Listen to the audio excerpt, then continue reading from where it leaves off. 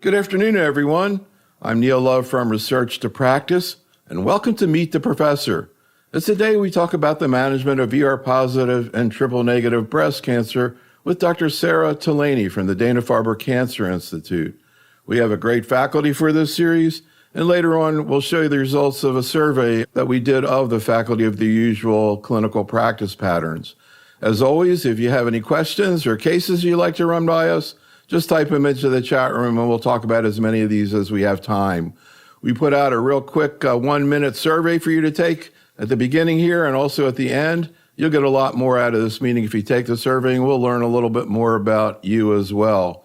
We do webinars all the time. Tomorrow we got a really interesting one. We're going to try something we've never tried before. It's a follow-up to the GI ASCO meetings on upper GI cancer and about hepatobiliary cancers. I'll just say, check it out. It's going to be very different. No slides. We're just talking tomorrow night. Anyhow, we're going to continue our colorectal series on March the 22nd with Dr. Strickler. Then we're heading over to the SGO meeting, Society of Gynecologic Oncology. We'll be doing 2 satellites there that also will be broadcast simultaneously. The first on Sunday morning, March the 26th, on ovarian cancer. And then a really interesting one on the 27th on endometrial cancer. 2 big phase 3 studies going to be presented, chemo plus IO. They're both positive. We'll see what it means in terms of practice. We'll also be continuing our year in review series, looking at AML and MDS on April the 4th. We have a great faculty, Dr. Barat and Dr. Awai from Australia. And then we'll finish out this series, ER-positive triple-negative disease, probably talk about all the controversies that come up tonight with Dr. Hurvitz and on April the 12th. We know a lot of people end up listening to our webinars, so if you're into podcasts, check out our Oncology Today series, including a recent program with Dr. Tolaney's colleague, Dr. Mayer, on ER-positive breast cancer. But Sarah, today we're here to talk about ER-positive triple-negative breast cancer, as always. We're going to try to present 8 cases to you from community-based docs. Most of these are general medical oncologists, so they're going to present cases we're going to present at SGO that we just presented at the GU meeting. Really amazing to be a general medical oncologist nowadays, trying to keep up with all the stuff that's going on. But we're going to make rounds with Dr. Tolaney. We're going to start out with a couple of papers that she did that really doesn't tie into any of the cases, but I thought was really interesting, including some work on male breast cancer, and then we'll go through a bunch of cases of ER-positive and then triple-negative disease. We put in a big appendix there for you, a bunch of other papers and data you might want to check out. But Sarah, I've always been kind of confused about male breast cancer. I saw several publications that you were involved with, survival in male breast cancer, also response to neoadjuvant chemo. Can you talk a little bit about, maybe some common myths or misperception, and in particular, how you think through hormonal therapy of a man? Yeah, no, good question. These papers were done by my colleague, Dr. Pablo Leon, who actually oversees our male breast cancer program at Dana-Farber. And so it is definitely a huge area of interest for us. You know, one thing that's important to realize is that the distribution of breast cancer is different in males compared to females. So almost 90% of cases are going to be hormone receptor positive. And so again, important to remember that it's unusual to see other subtypes outside of hormone receptor positive disease. I think the other thing to realize in some of the work done by Pablo shown here was that males tend to unfortunately not do quite as well as women. When you compare them, matching males to females and look at outcomes, you can see that the outcomes are not quite as good as females. This particular paper you're showing here, looking at neoadjuvant chemotherapy, you can see much lower PCR rates for males when matched to females by subtype. Obviously, numbers of subtypes are lower in the HER2 positive and triple negative subgroups since they're much more rare, but still you see PCR is lower.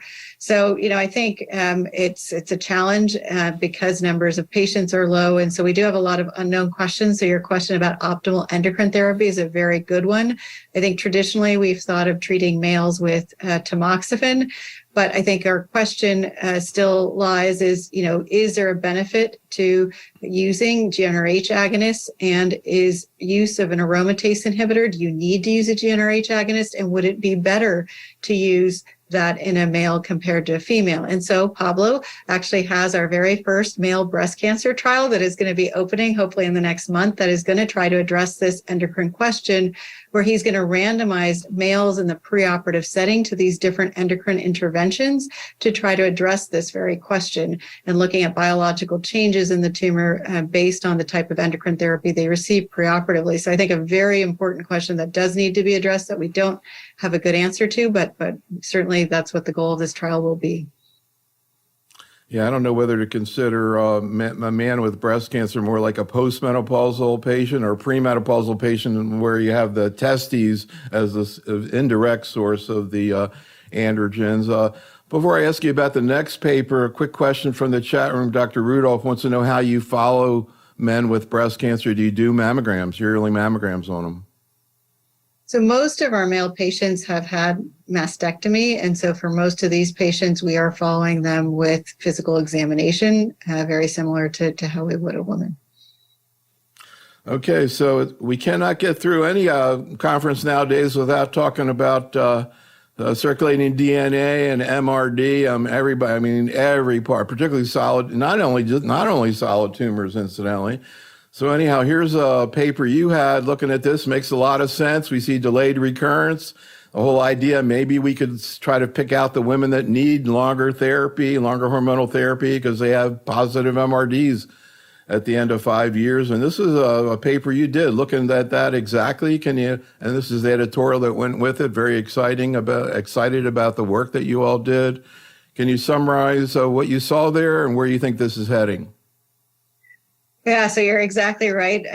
Trying to use ctDNA to figure out which patients are at high risk of recurrence is, a huge area of research. So Heather Parsons, who runs our ctDNA program at the Farber, worked with Marla Lipsick-Sharp here to try to address this question in the patients who have hormone receptor positive early stage disease, but are at that 4 to 5 year time frame, really trying to address the question, what is the prevalence of detecting ctDNA at that time point?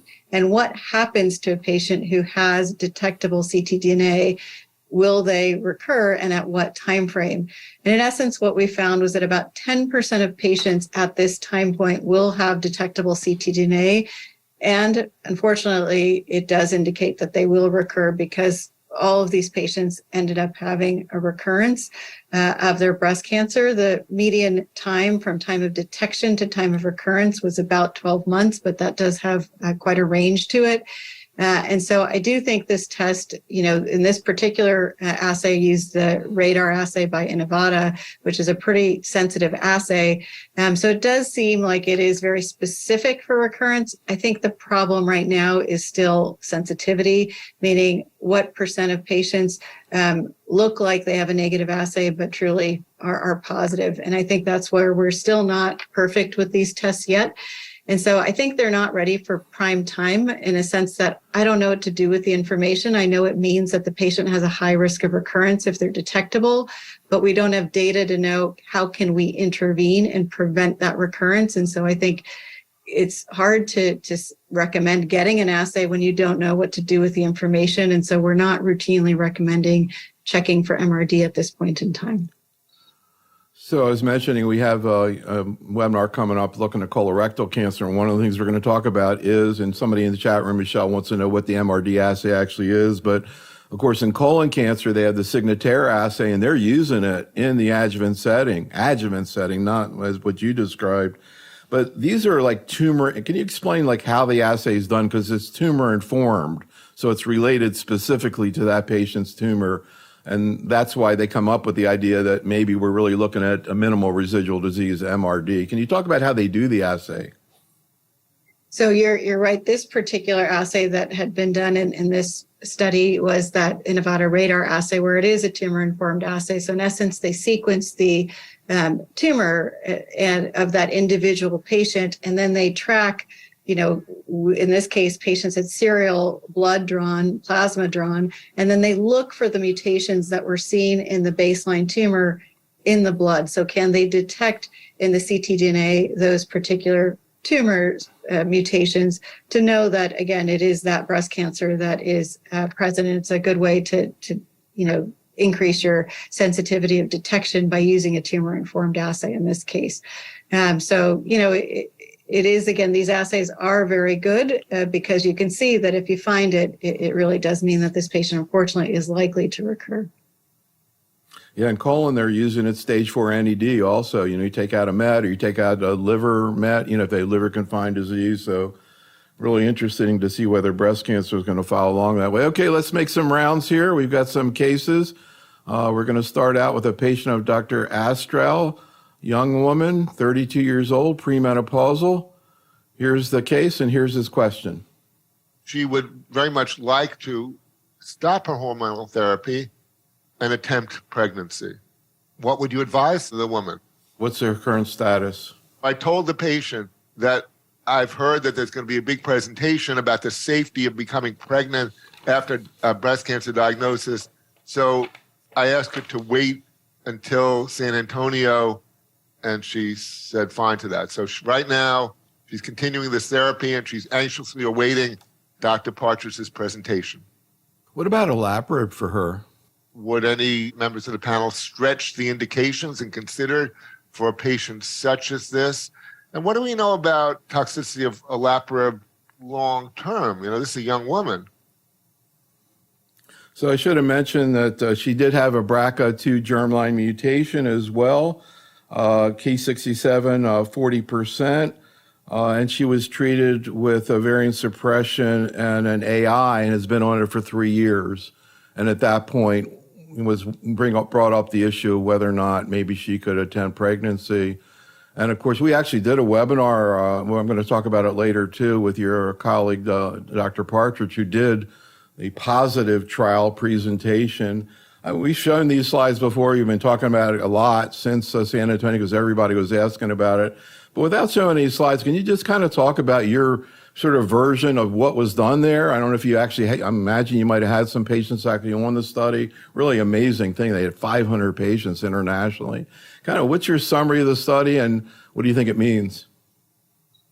I agree. I think the positive trial is a very important trial, and what an incredible effort to do this study and to answer a question we've all had in our heads, which is that if you have a young woman sitting before you who desires pregnancy, is it safe to interrupt that endocrine therapy and then restart it after, childbirth to, would that change her risk of recurrence? And so in the positive study, patients were allowed to take endocrine therapy for 18 to 24 months. And after that time period, they could then interrupt their endocrine therapy, go on to try to conceive. And then after delivering, could resume their endocrine treatment. They followed those patients, in essence, in a single arm fashion to look at event rate. And then they compared the event rate to patients from the soft text analysis in a matched manner to look at how patients would have done with people who got optimal endocrine therapy without an interruption to see if their rate of recurrence was any different. I think one thing to keep in mind with the positive data is that it was predominantly lower risk patients. So about 50% of people were stage 1 and 50% of patients were stage 2. I think the other thing to keep in mind is duration of follow-up is fairly short in an ER positive population where we know events can happen late. In this case, the follow-up time was median follow-up was about 41 months. And so I think the data suggested that it's safe to interrupt in lower risk patients with this sort of follow-up time frame, because what they saw was there did not seem to be an increased rate of recurrence when compared to people in the soft text analysis. And so it seemed like that interruption was not increasing rate of recurrence. You have to remember, though, there were still patients who did recur. So about 8% of patients actually recurred while they were off their endocrine treatment. And so it's not saying that, there's no risk of recurrence from interruption. We know that these patients do have risk, but it didn't seem to be any different, at least at this time point. But we don't know, again, with longer follow-up, will that hold up? And what does that mean to a higher stage patient? And so if we circle back to this particular patient, it's a stage 1 patient, but did have a high genomic risk score and does have a BRCA mutation. And so, I think obviously this is a discussion and you have to weigh risk benefit. In this case, the patient is pretty young. So one could have a conversation with her. Does she want to wait another year or two? It's probably okay for her to wait and think about conceiving when, again, at least she's gotten through maybe the 5 years of therapy. However, if someone really wants to go on to conceive, you could say, well, you fit into the data that we have from positive. Again, you did have a stage 1 cancer. It's probably okay to do. But again, we don't have long-term follow-up data from this. And so I think it is a conversation with the patient. Hey, maybe someday she'll be getting a circulating DNA. Yeah, no, exactly. So the other question he brought up, as you mentioned, is a T1C node negative patient. This patient does have a BRCA germline mutation. Is the issue of adjuvant PARP inhibitor, specifically olaparib, which she technically would not fit into in terms of the indication. But let me ask you a question, whether or not you think is advisable based on risk or benefit. Do you think her risk of recurrence would be lowered by giving olaparib adjuvantly? That's a good question. We know in the Olympia study, the people with ER positive disease had to have 4 positive nodes or had to have residual disease after preoperative therapy and have a CPS-CG score greater than or equal to 3. So they were particularly high risk ER positive patients. So actually our group did an analysis where we looked at what percent of patients in our database at Dana-Farber had BRCA mutations, and of them, how many would have been eligible for Olympia. And then we looked at outcomes for those patients who didn't meet eligibility compared to those who did. And it looks like you have that. And so in that particular analysis, it did seem like the people who met eligibility had a higher risk of having a recurrence not by much though. And so it did make us wonder, are we missing people who have similar risk of recurrence to the Olympia population, but weren't included because now we have, genomic risk scores that help us understand risk outside of just anatomic risk. And so I do wonder if there are patients who would benefit from use of olaparib, but obviously have to weigh risk benefit. And certainly this is a year of a PARP inhibitor, which is associated with toxicity, including, cytopenias, nausea, et cetera. And so, in this particular patient, she had a stage 1 cancer, even though she had a high genomic risk score. It's not someone I would offer olaparib to, simply because her risk of recurrence overall, having a stage 1 tumor, isn't sort of high enough to meet the threshold, at least at this point, to warrant giving olaparib. So, and here's the ASCO guideline and, some of the specifics that you just talked about. But if this same woman had 1 positive node, she still would not be, over the bar. If you could, would you offer olaparib with 1 positive node? This is where it gets tricky, right? Because while she's not anatomically high risk, that genomic assay makes you think her risk isn't sort of the average 1 positive node patient. And so, I don't think it's crazy, but I would say we just don't have data to do it. And, I would have a discussion with the patient who had a high genomic risk score and had nodal involvement. So just as long as we're talking about Olympia, I want to put in this from the survey we did. This is actually a triple negative patient with a BRCA germline. So now you also have the issue of PARP inhibitor, of IO as well. And we say that the CPS is positive. Most people would still just go with olaparib, although a couple people would like to do both olaparib and pembro.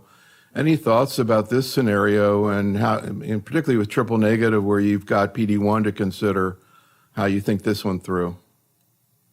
Yeah, so good question. So in someone who received neoadjuvant pembrolizumab and chemotherapy, like a Keynote 522 patient, and if they had residual disease, then I would give them both pembro and olaparib in the adjuvant setting. I think we don't have data for doing this, but knowing that olaparib has both disease-free survival and overall survival benefit in a triple negative patient with residual disease, I do think we should recommend it. Obviously, Olympia was done at a time when patients had not received prior immunotherapy. But I do think, again, the benefit is so high that it's important to offer it. The question about continuing Pembro in this case, if they had gotten it preoperatively, we don't know the benefit of doing that, but because it was standardly offered in 522, and that's what the EFS data is based off of, I do usually continue the Pembro and give it concurrently with the olaparib in a residual disease patient. We do have some safety data for giving olaparib and checkpoint, and so I felt comfortable doing that. This particular case, the patient hadn't received, at least my understanding was they had not gotten preoperative checkpoint and they just got pre-op chemo. And so that's why I did not offer the checkpoint inhibitor, because again, we don't have any data to know what the benefit of checkpoint in the adjuvant setting is for someone who didn't get it pre-op. We got to go back and ask that question again with neoadjuvant. So another question related to Olympia is, putting aside access and approval, what kind of genomic profile would have you want to use a PARP inhibitor? We asked here about PALB2, which we jokingly call BRCA3, and everybody says they would do it. You're the only one who actually has done it. But in general, how far will you go? People ask about ATM, somatic versus germline. Again, putting aside the indication, how wide would you cast the net in this adjuvant situation? That's an excellent question, and I don't know that we'll ever really have data given how rare some of these mutations are. But because we have data in the metastatic setting, where we've looked at benefits of PARP inhibition in germline PALB2, where the response rates look on par, if not higher, numerically than what we've seen with BRCA mutant patients. This was also true with somatic BRCA mutant tumors in the metastatic setting. I'm extrapolating that data from the metastatic setting where I would feel comfortable using a PARP in a germline PALB2 or somatic BRCA to the adjuvant setting. Truthfully, I don't usually get genomic sequencing off of a patient in the adjuvant setting, so I don't usually know somatic mutational status. But because we do get germline testing, we will find sometimes these germline PALB2s. And again, given the benefit seen in the metastatic setting, I'm willing to do that. We've not seen benefit with ATM, for example, with PARP alone. And so I have not extrapolated it to other mutations. I've been pretty restrictive to what we've seen for metastatic data with, again, germline PALB2, somatic BRCA, and germline BRCA. We're getting some wild cases in the chat room, but let me stick with the videos for the time being and get into our next. Now that we're warmed up, we'll get into the part that I don't understand. I've really been interesting. 2023 in breast cancer has been very interesting for me because I'm learning a lot about premenopausal breast cancer. So let's start with this case, and then we'll get into the question that I have. So 38-year-old woman, T2N0, ER positive, HER2 negative, recurrent score 35. And she gets adjuvant TC. She chooses to have TAH in her ovaries taken out and is put on letrozole and has very severe symptoms and is then switched to tamoxifen. Here's the case. I just had a visit with her in the last 2 or 3 weeks. She said, Dr. Gupta, I stopped it because I just could not take the hot flashes. She works in the hospital as an MA. So when she starts having hot flashes and the aches and pains, she becomes nauseous, and that is very disruptive to her. So I restarted the tamoxifen. I find that it is very, very difficult to give AIs in a premenopausal woman. And a lot of times I put them back on tamoxifen. So how do the investigators kind of work in this situation? Do you still push for an aromatase inhibitor and then we keep on adding more treatments for the supportive care? Or are they comfortable switching back to tamoxifen? Vaginal dryness is another very significant toxicity, and these are very young patients. This is affecting their married life. Sexual dysfunction is something that we don't talk about, but is in the front and center of these patients' life. I always struggle about using low-dose vaginal estrogen creams for the vaginal dryness. What are the other things that they use in their clinic to kind of take care of these? So one thing just to remind you, she had a surgical BSO, so she wasn't an LHR agonist. So one thing I want to ask you before we get into her questions about side effects is if you have a patient on ovarian suppression and an AI and they're having intolerable issues, do you go to tamoxifen alone or do you keep the ovarian suppression going and add in tamoxifen? Usually I do a stepwise approach. So if they're on ovarian suppression AI, and they're miserable, then I go to ovarian suppression tamoxifen, because I'm not sure what's driving, a lot of the symptoms. Is it the ovarian suppression? Is it the AI? Is it both? So I usually go and try the tamoxifen and keep the ovarian suppression on board, since we know, again, there is benefit from the ovarian suppression component. But then again, if that's really too much and they can't handle that and they're still quite miserable, then I drop the ovarian suppression and leave them on tamoxifen. Any clinical pearls maybe that you share with your fellows about management of these symptoms, particularly vaginal dryness? Everybody has the concerns about using anything with estrogen in there. How do you approach it? Usually our recommendation is, I think as oncologists, we need to be a little bit better about talking about vaginal health. And so upfront, we do need to tell patients that when we use medications like aromatase inhibitors and GnRH agonists, that we need to be offering vaginal moisturizers routinely to patients, that they need to be using these 3 to 5 times a week. Things that are, over-the-counter vaginal moisturizers work very well. They have no hormones in them. And it's important to maintain your vaginal health. However, for some patients, this is still not enough. And so even moisturization and lubrication isn't enough. And in that case, then the question does come up, is it safe to use any estrogenic-based vaginal therapies? There is some data here, and most of the data does seem to suggest that sort of the very lowest dose of estrogen suppositories, like a Vagifem, is something that we often will use in patients when they've really failed, non-hormonal therapies. Again, the data seems to be reasonable at a very low dose. And so that's what I've done. I tend not to use any estrogenic-based creams because that's where the systemic absorption is higher. And so we do stick with the low-dose suppositories. But, again, I do try to avoid that. And I do really try to stick with the non-hormonal-based treatment and try to do that upfront. So here's my question. What's the algorithm for determining whether or not right up front you're going to recommend tamoxifen alone without ovarian suppression? And so I want to run by you, and there was a paper, 2 papers from Soft and Text, as you know, just got published in the JCO with an interesting editorial by one of the people who participated in a webinar we did a few weeks ago, Kathy Miller. So here's kind of what I'm seeing in the literature. I'm not sure if I'm seeing it correctly. You tell me. So first of all, when you look at these 3 potential endocrine interventions in premenopausal women, do you think that AI is better than ovarian suppression plus tamoxifen, and they're both better than tamoxifen? I think the data from Soft and Text do tell us that ovarian suppression aromatase inhibition is superior to ovarian suppression and tamoxifen. And we know from Soft that that's better than tamoxifen. But these benefits really seem to be the most significant in patients who are very young, so patients under the age of 35, or patients who have high risk. So patients, for example, who had received chemotherapy or had tumors over 2 centimeters or had high-grade tumors. Those are the patients where we've seen these benefits be significant and largest. And so, when we think of offering ovarian suppression, we are keeping that in the back of our minds. We're trying to understand age and risk.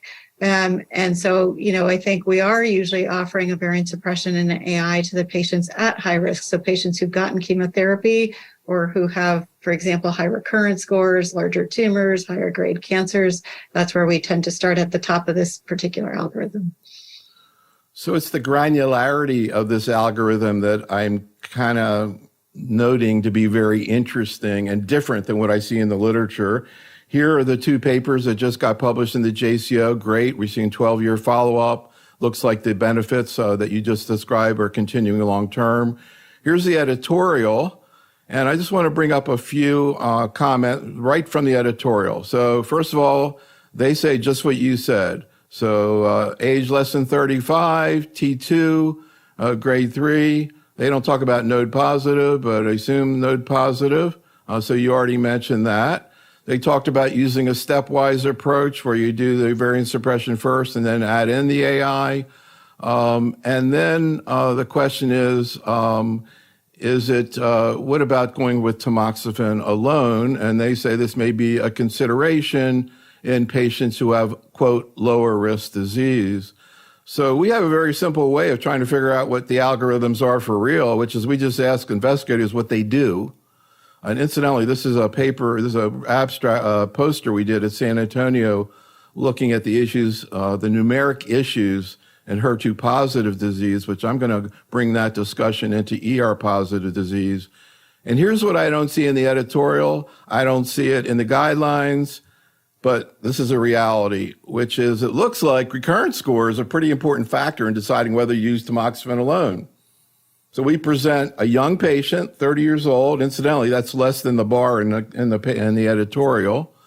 And you can see that tamoxifen is a common choice if the recurrence score is low. Like you were saying, it almost seems like if they give chemo, which is determined in node-negative patients to a great extent by recurrence score, they're going to go with more, intensified hormonal therapy. You go up in size, 1.5 centimeter node-negative, 2. Now you're starting to see a little more on the left side with the low recurrence score, 2.5 centimeters.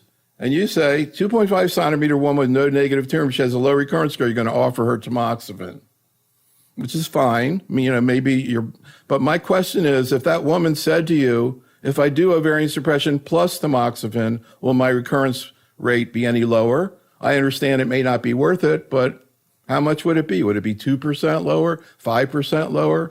So, I mean, you probably have patients who are medical oncologists who can understand all this. How would you answer them?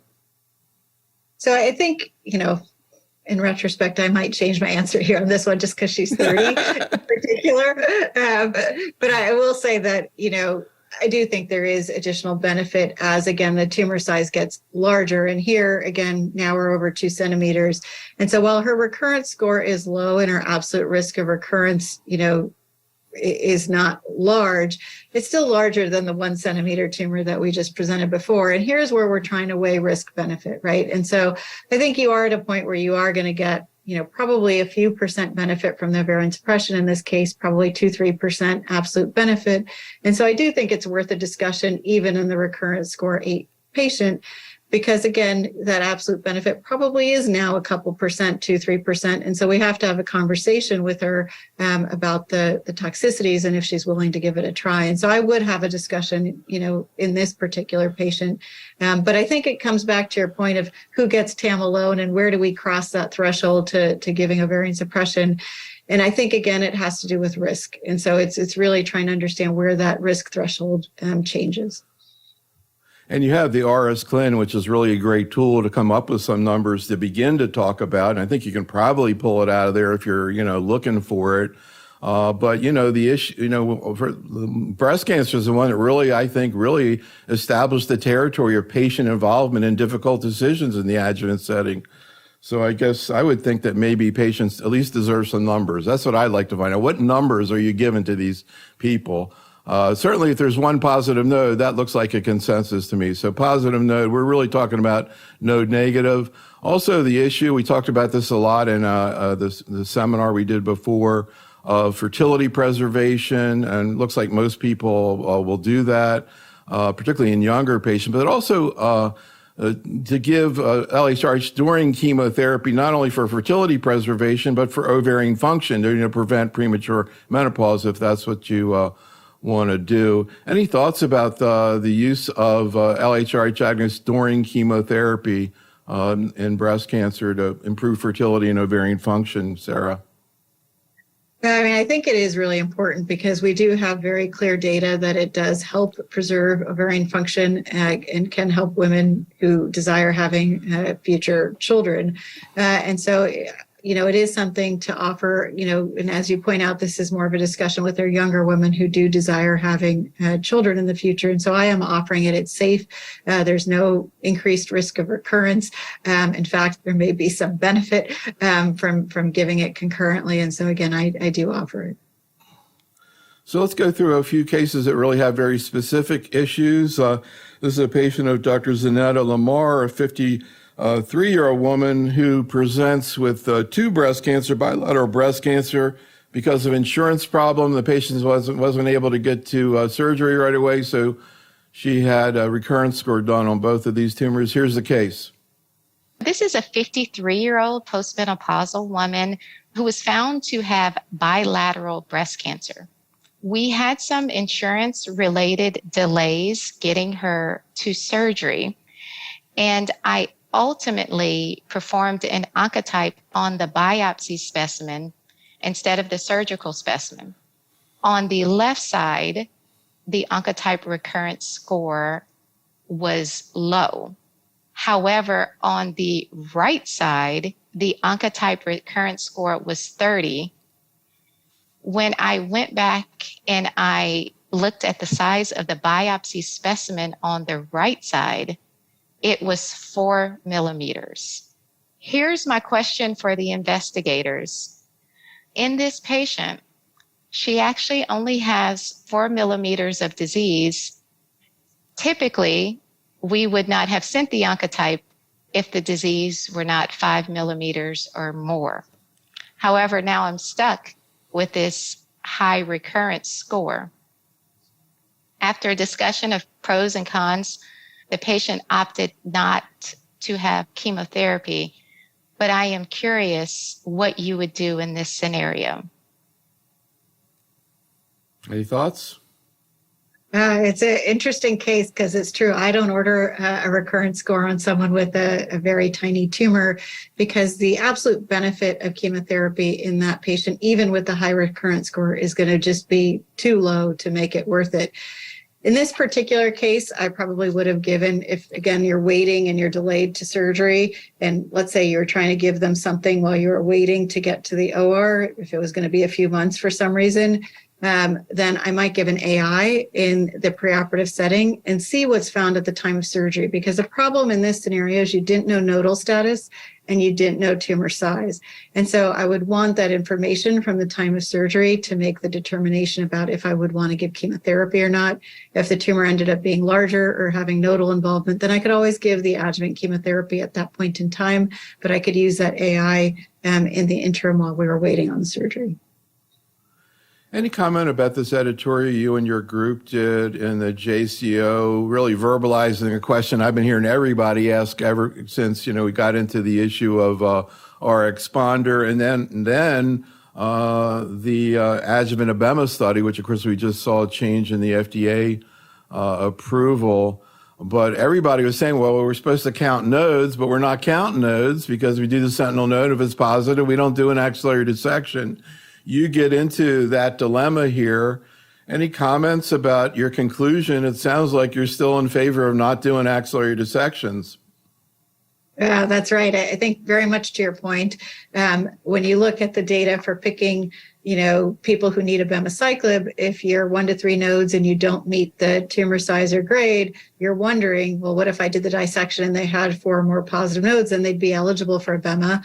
And with our exponder, once people have 4 or more nodes, we don't use recurrence score at this point in time. We just give chemotherapy because we don't have any data to know that we can omit chemo.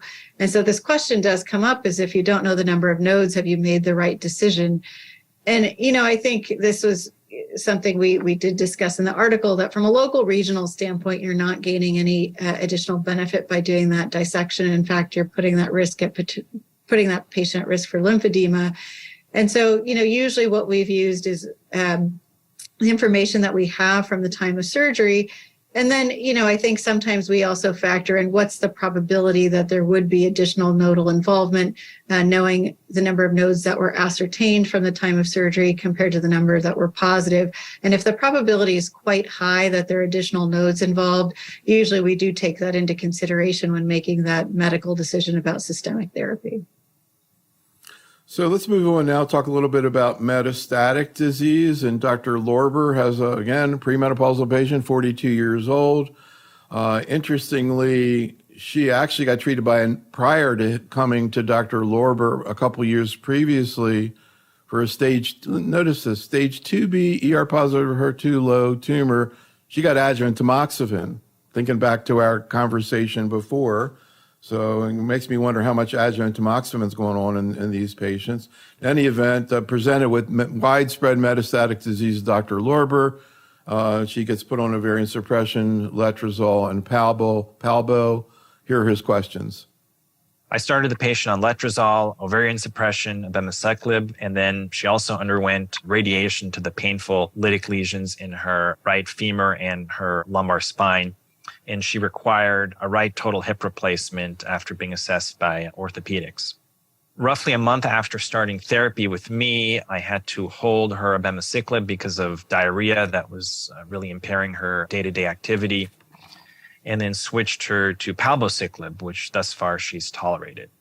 So in this type of patient, is there a best strategy in choosing amongst the 3 inhibitors in the metastatic setting? And then given she has a BRCA2 mutation and also has a HER2 1+ expression, what would be the ideal next therapy at progression after CDK4/6 inhibitor and AI? Do you have any questions about management of HER2 low disease? Does distinguishing 1+ or 2+ have any influence on how soon you may introduce trastuzumab deruxtecan? Any questions on screening for ILD with TDXD? Yeah, I've been approaching it mainly with checking at every visit just a symptomatic change in terms of dyspnea, cough, and then looking at their O2 sats. I have not been doing any kind of dedicated imaging beyond what they would get normally for monitoring their cancer, but I'm not sure if that's the optimal approach. So it's like rounds. It's surprising how many questions you can get in 30 seconds here, but let me just sort of summarize them. So first, the debate about choice of CDK in the first-line setting, the ribo survival data and how that's affected you, pre versus post-menopausal. Why don't we start with that, and then we'll get into post-CDK. We'll start with an easy question. So I think we'll start with the easy one first, right? Right. So, obviously this is highly controversial because we have these 3 CDK4/6 inhibitors, palbociclib, ribociclib, abemaciclib. Which one do you choose? The current dilemma is that we've seen survival benefit technically only statistically significant in the first-line setting with ribociclib to date. The data with palbociclib from PALOMA-2 did not reach statistical significance. The data with Monarch 3, the interim analysis had a pretty large trend to OS, about over a 10-month delta. And we will see final OS data this year from Monarch 3, and my guess is it likely will hit statistical significance given the very large difference that was seen in survival. But technically, we don't have that information right now. And so right now, I can only say the survival benefit is seen with ribociclib. And so that is what most of us are using when we're starting off with endocrine therapy and CDK4/6 at this time. We also, in this particular patient, she's premenopausal. There's phase 3 data in the premenopausal population for MONALEESA 7 with ribo, also with OS benefits. So I think very reasonable to think about.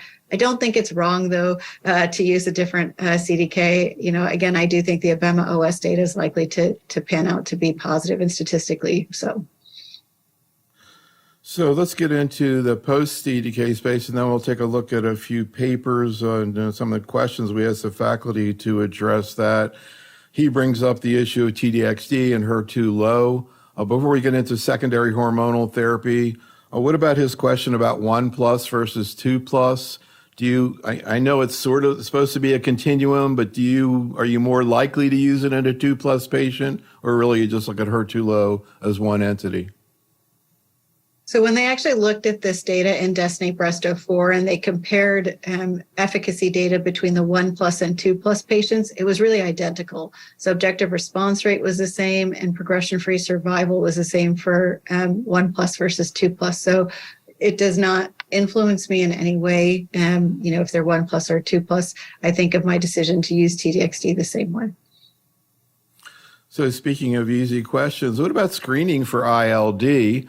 You'd be surprised what we hear from the GI people and the lung people and now the GYN people. But in any event, you guys have started out with it first. So everybody asks symptoms, et cetera. But what about imaging? Obviously, chest imaging in patients who are maybe not otherwise going to have imaging. We just ask people what they do. And I've been surprised how many investigators are saying they try to get imaging as much as they can, like maybe every couple months for a long time. Is that the way you approach it? Yeah, and I think the problem here is we don't have great data. So what we do know is that the Destiny trials all did repeat staging scans with a high-res CT every 6 weeks to evaluate patients, for efficacy of the drug, but also it got them that chest imaging every 6 weeks. And so the question is it better to do it every 6 weeks compared to what we would usually do in other patients? 9, 12 weeks is pretty, routine. Are you maybe going to pick up lower grade ILD if you do it more often? And so, we don't really have these data. No one's compared doing chest CTs every 6 versus 12 weeks to know that you're going to have less likelihood of having high grade ILD by doing it this way. But that being said, I have typically been getting scans every 6 to 9 weeks in all my patients getting TDXD because I do worry that I don't want to miss, ILD developing and want to catch it early. One, because I can intervene early, but also we know you have to discontinue TDXD for someone with grade 2 or higher ILD. And so, we really like to avoid that given how efficacious this drug is.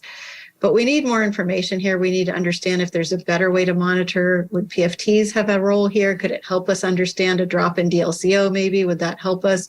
We don't know the answer to that question. So I do exactly what was mentioned. I do tell the patients, tell me right away if you have any shortness of breath, cough, respiratory symptoms, and I do image every 6 to 9 weeks. So let's talk about second-line hormonal therapy, because it seems like that's in the process of changing, hopefully maybe going to be a little bit more efficacious. Before we get to that, I want to ask you about this paper you did on alpelisib, because I think it maybe is going to relate to some of these new agents in terms of toxicity issues. Of course, that's been a big issue with alpelisib. What did you look at in this paper? What did you see in terms of alpelisib issues? What's your own experience with it? We hear a lot of, kind of negative stories from the community. I kind of wonder whether or not maybe they don't have as much experience, but yet there's a lot of breast cancer in the community. So I don't really know. You tell me what's the truth. Yeah, I will say that I think our data was pretty in line with what's been the experience with alpelisib on clinical trials that, unfortunately the drug is associated with hyperglycemia and rash, which are typically reasons that end up taking patients off drug. This was actually done in collaborations with our endocrinologist group, who we've been working quite closely with to more tightly manage the hyperglycemia with alpelisib.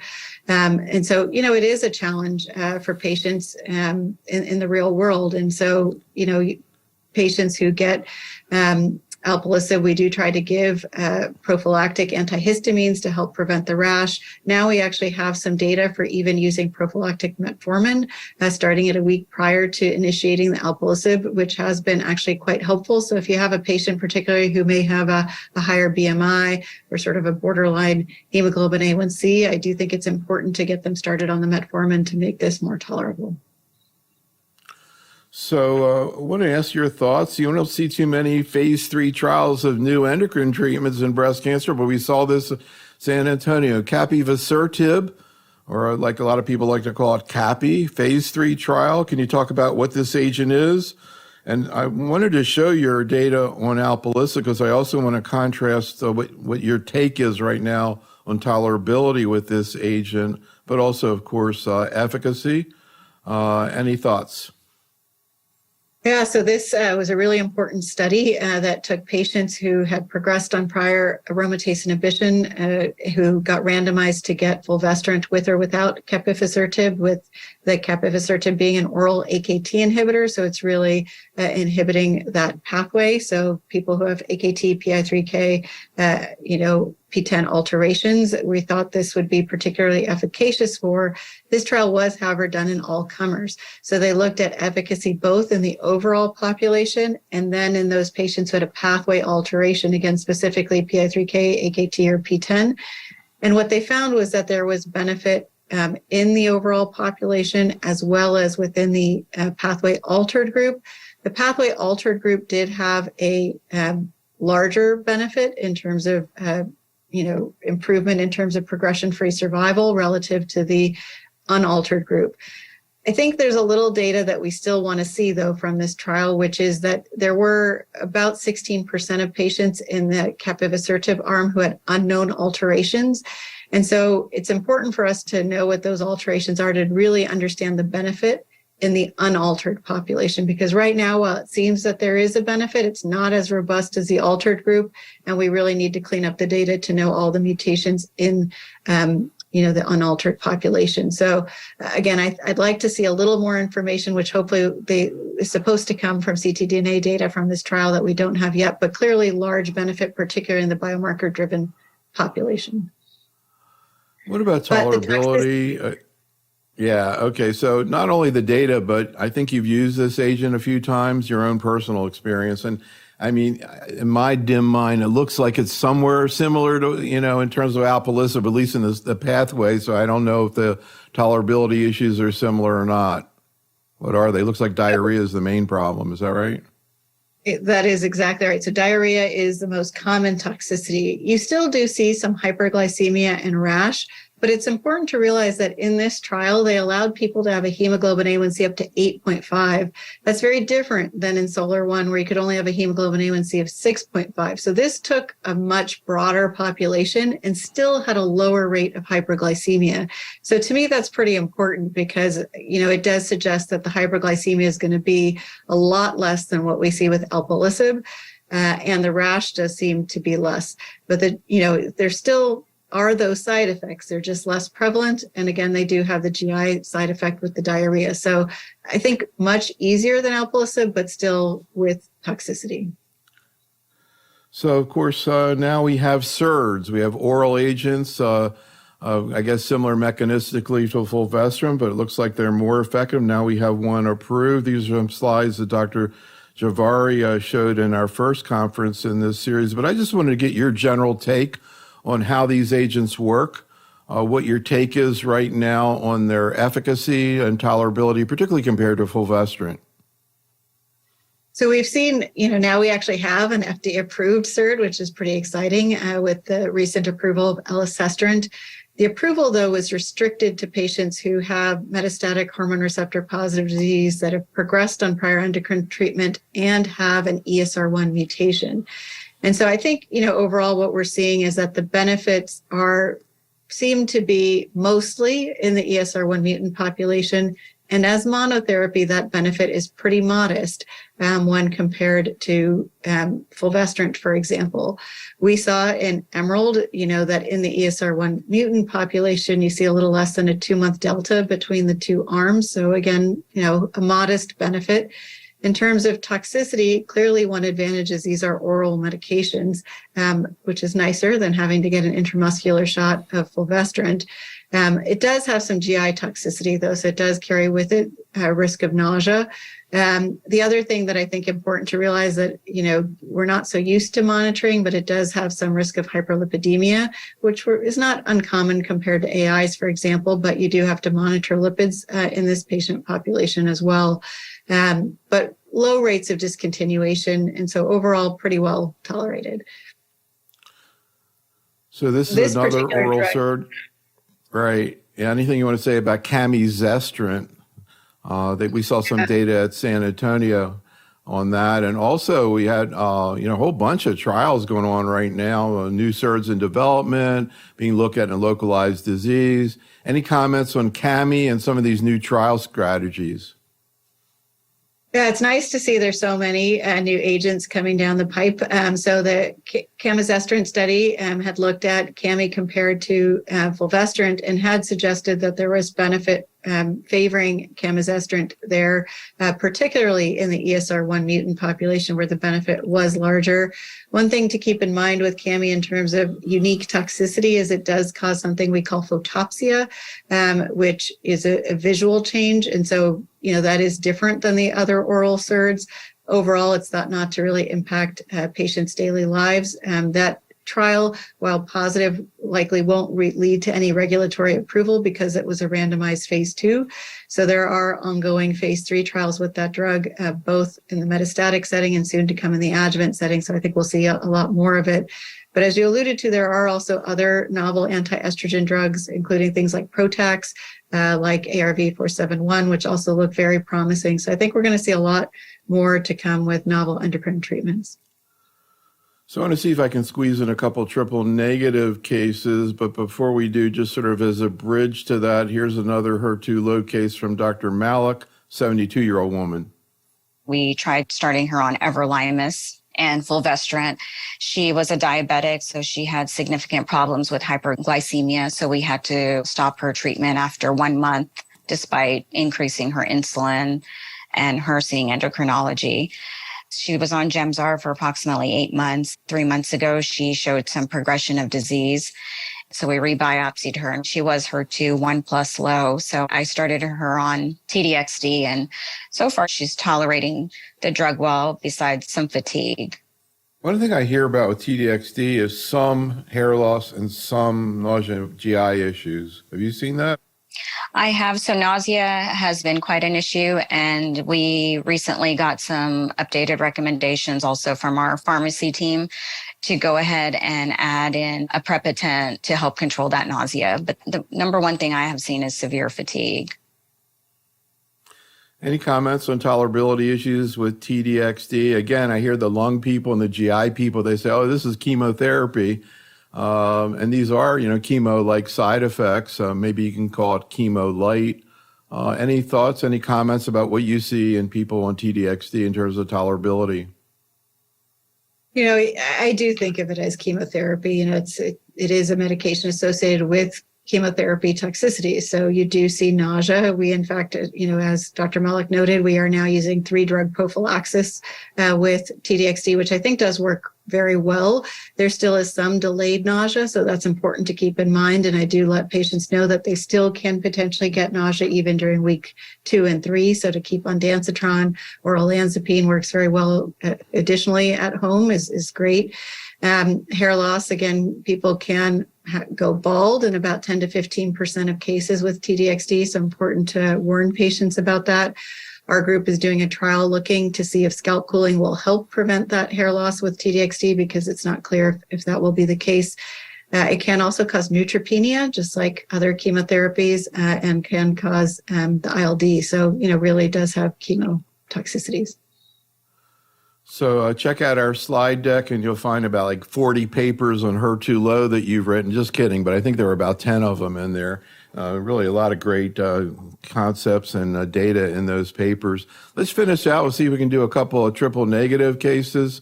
A patient of Dr. Agarwal, a 45-year-old woman with locally advanced triple negative disease, residual disease after neoadjuvant pembro and chemo. She presented with a large breast mass and was also found to have positive nodal disease. Biopsy showed invasive ductal carcinoma, grade 3, triple negative, high Ki-67. She initiated treatment with the Keynote regimen incorporating neoadjuvant immunotherapy.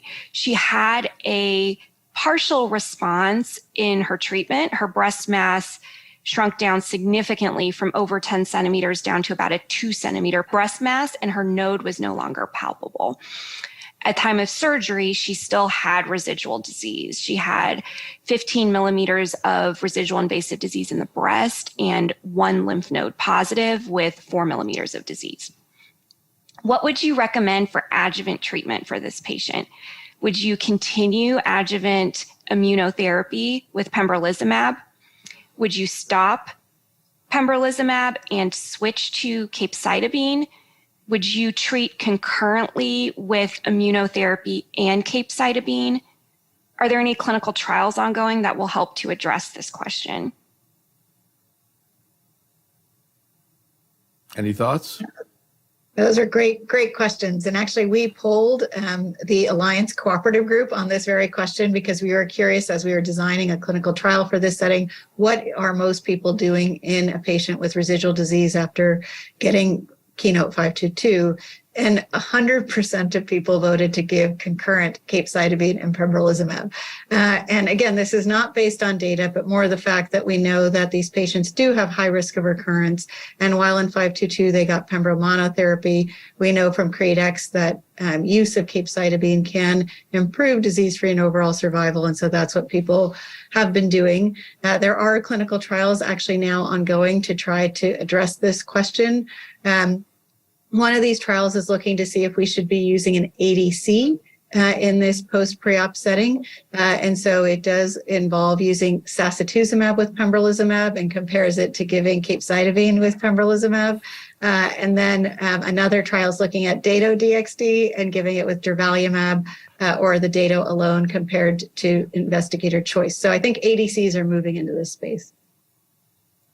So I guess we're going to have to stop here. It looks like you're getting your office cleaned also. That's great. But I feel like we just took 4 hours of stuff and brought it down to 1 hour. But I mean, I guess this is the pace we need to go at. There's so many other questions. All these questions in the chat. We have cases we didn't present.